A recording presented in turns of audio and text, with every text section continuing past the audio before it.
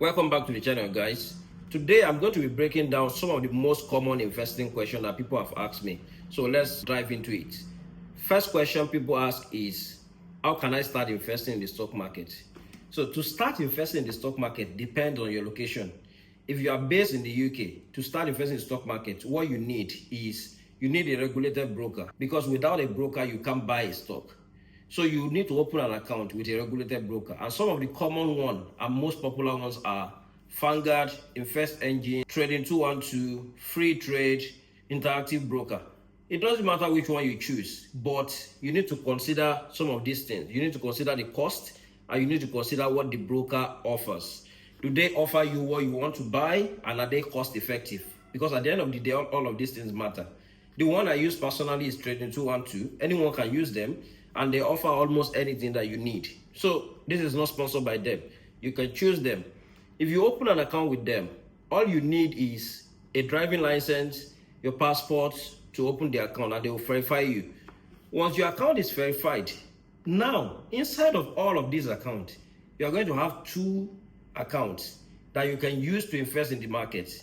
One is the general investment account, and the second one is what is called a stocks and shares ISA.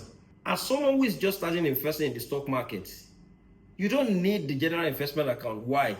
Because general investment account is susceptible to capital gain tax. But if you open a stocks and shares ISA, you are not going to pay any tax on your dividend, your profit, or any interest that you get inside that account. Everything inside the account is your money. That's the difference between the two, and that is the best account for you to open. Stocks and shares ISA is the account you need to open.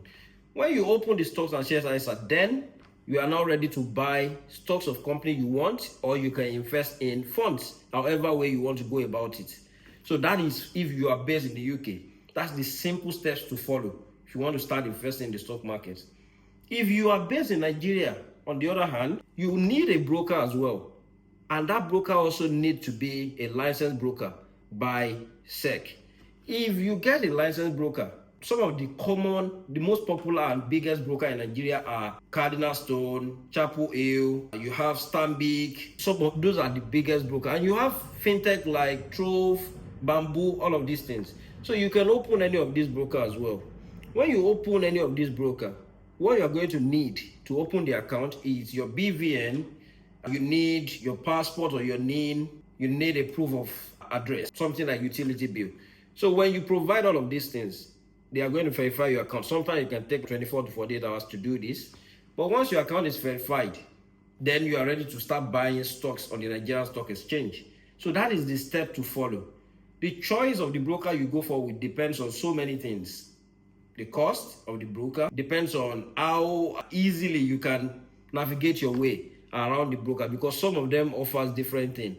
And also read the reviews of people before you open a broker, because some of them does some of these things better than themselves. So those are the steps that you can follow if you want to start investing in the Nigerian stock market. Now, the second question, how much do I need to start investing in the stock market, both in Nigeria and the UK? A lot of people think you need a lot of money to start investing, because we have been conditioned that investing in the stock market is things for wealthy people, right? But everyone can get involved. You don't need much to get started. If you are in the UK, you can start with as low as £10. If you are based in Nigeria, you can start with as low as 1,000 naira. Now, it depends on the broker that you go for, both in both countries. If you are in the UK, if you go for some broker, they will want you to deposit minimum of £100 for you to be able to buy certain stocks. If you are in Nigeria as well, some broker, you can't buy any stock until you have 5,000 naira in the account. I know of Bamboo. You can't buy any stocks if you don't have 5,000 naira.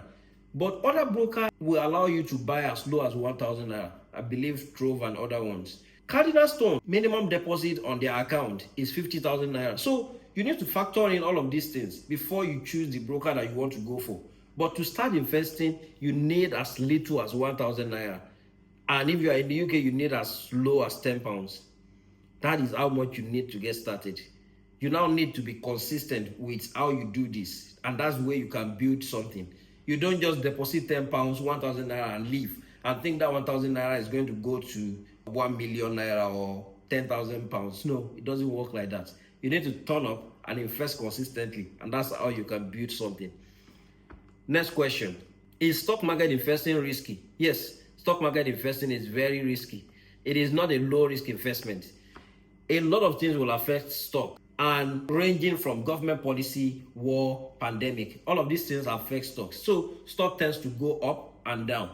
So if it goes up, you make money. If it goes down, it means the value of the money you've invested has gone down as well. So it now depends on your own emotion, whether you sell it when it's down. If you sell it when it's down, it means you lose money. If you sell it when it's up, it means you make money. So stock market is very risky. You can lose all your money if you did not approach it with the right knowledge. So you need to be informed and get knowledge before you start putting your money in the stock market.